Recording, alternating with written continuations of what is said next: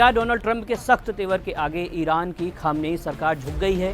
क्या दुनिया की सबसे ताकतवर कुर्सी पर बैठे शख्स की एक धमकी ने ईरान के जल्लादों के हाथ रोक दिए हैं? ये सवाल इसलिए उठ रहे हैं क्योंकि ईरान से एक ऐसी खबर सामने आई है जिसने पूरी दुनिया को चौंका दिया है। ईरान की न्यायपालिका, जो अब तक प्रदर्शनकारियों को सरेआम फांसी देने के लिए जानी जा रही थी, उसने अब अपने सुर बदल लिए हैं। मामला 26 साल के युवा प्रदर्शनकारी इरफान सुल्तानी का है। पहले खबरें आई थी कि सुल्तानी को मौत की सज़ा दी जाएगी, लेकिन अब ईरान की कोर्ट ने साफ कर दिया है कि इरफान सुल्तानी को फांसी नहीं दी जाएगी। इतना ही नहीं, उन पर से वो तमाम आरोप भी हटा लिए गए हैं जिनमें मौत की सज़ा का जोखिम था।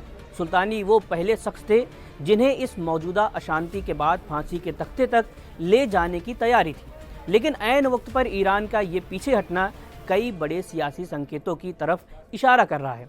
न्यूज़ एजेंसी AFP की रिपोर्ट के मुताबिक ईरान की न्यायपालिका ने वहां के सरकारी टीवी पर एक आधिकारिक बयान जारी किया है। इस बयान में कहा गया है कि इरफान सुल्तानी को तेहरान के पास कारज नाम की जगह पर कैद रखा गया है।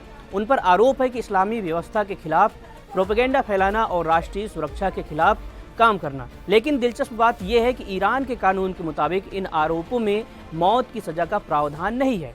प्रशासन ने साफ कहा है कि सुल्तानी को दोषी पाए जाने पर सिर्फ कारावास यानी जेल की सज़ा होगी। ये वही ईरान है जो कुछ दिन पहले तक प्रदर्शनकारियों को अल्लाह के खिलाफ जंग छेड़ने के नाम पर फांसी दे रहा था। तो फिर अचानक ये नरमी क्यों? क्या ये नरमी कानून की वजह से है या फिर सरहद पार से मिल रही उस स्ट्राइक की धमकी की वजह से जिसने ईरान के हुक्मरानों की नींद उड़ा रखी है? इस पूरे मामले पर असली तार जुड़ता है वॉशिंगटन के व्हाइट हाउस से। अमेरिकी राष्ट्रपति डोनाल्ड ट्रंप ने बुधवार को एक प्रेस कॉन्फ्रेंस में जो कहा था, उसने तेहरान में हड़कंप मचा दिया। ट्रंप ने दावा किया कि उनके पास भरोसेमंद जानकारी है। ईरान में हत्याओं का सिलसिला रुक गया है और जिन फांसियों को लेकर के पूरी दुनिया डरी हुई थी, वो अब नहीं होंगे। ट्रंप ने बहुत पहले ही ईरान को चेतावनी दे दी थी कि अगर प्रदर्शनकारियों पर जुल्म नहीं रुका तो अमेरिका चुप नहीं बैठेगा और आगे बढ़कर उनकी मदद करेगा। याद रहे, हाल ही में वेनेजुएला में जो अमेरिकी कार्रवाई हुई है, उसने ईरान को ये मैसेज दे दिया है कि ट्रंप सिर्फ बोलते ही नहीं बल्कि एक्शन भी लेते हैं।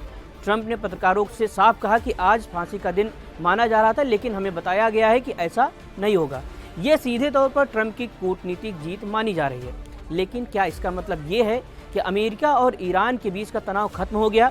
बिल्कुल नहीं। जब पत्रकारों ने ट्रंप से पूछा कि अब ईरान के खिलाफ मिलिट्री एक्शन का ऑप्शन खत्म हो गया है, तो ट्रंप का जवाब बेहद डराने वाला था। उन्होंने किसी भी विकल्प को खारिज करने से मना कर दिया। ट्रंप ने कहा कि हम देखेंगे कि प्रक्रिया क्या है, मैं आपको ये नहीं बताऊंगा कि मैं क्या करने वाला हूँ।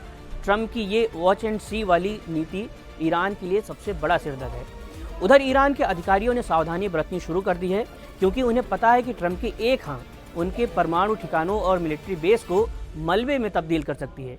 क्या ये खामेनेई सरकार का एक अस्थायी समझौता है या फिर ट्रंप के डर ने ईरान की कट्टरपंथी सोच को बदलने पर मजबूर कर दिया है?